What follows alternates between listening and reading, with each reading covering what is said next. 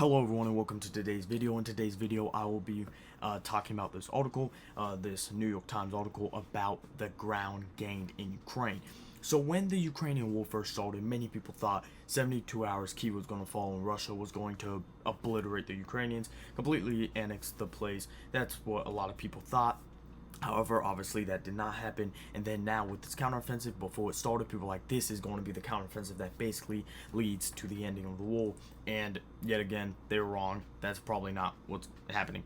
So this part right here is a very important part that I wanted to talk about, because it says, despite 9 months of bloody fighting, less than 500 square miles of territory have changed hands since the start of this year.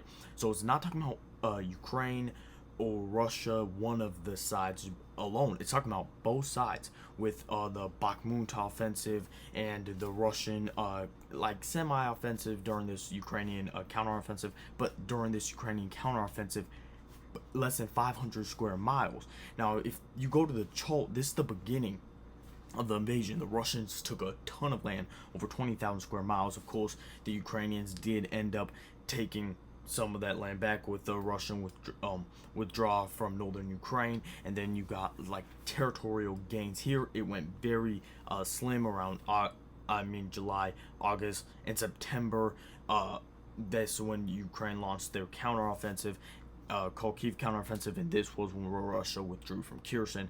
And ever since then, this was a Russian winter offensive, and this thing, let's try to zoom in for you. That thing is a Ukrainian counteroffensive, which you can barely see. And that was from June to July. And this little thing, that little red thing and that little blue thing, is from August to September. So at this rate, no side's winning this war anytime soon. To point out that during August, Russia actually took more land than the Ukrainians in the northeast than the Ukrainians did in the south during August, which is during the Ukrainian counteroffensive, which is kind of like ironic. However, Russia has yet to launch an offensive after the Ukrainian counteroffensive. However, if you go to Russia's winter offensive, it was still pretty low gains, way more than the Ukrainian current counteroffensive. However, it was still pretty low gains. So I've said this in previous videos, and now officials are coming out and starting to say this, that this war could truly last some 5, 7, 10 years.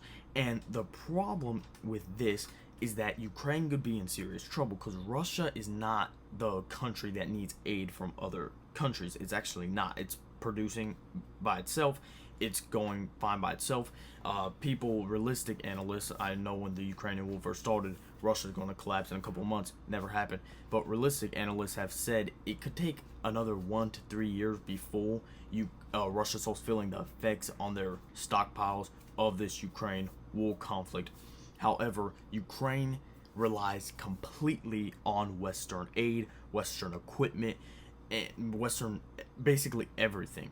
So the West, seeing these little results, this could be terrible for Ukraine, and this could have the West slowly withdraw from aiding Ukraine. And that's why President Volodymyr Zelensky is now trying to make contracts with the companies that make the Western equipment, such as Rheinmetall, to start making it in Ukraine instead of relying on aid from the West. However, this is a lengthy process and it's not going to happen overnight. However, that is a good step forward for Ukraine to not be depending on Western aid. So that's basically it for today's video. Make sure you guys like, comment, subscribe, join the Fact Army, and I'll catch you guys on the next video. Bye.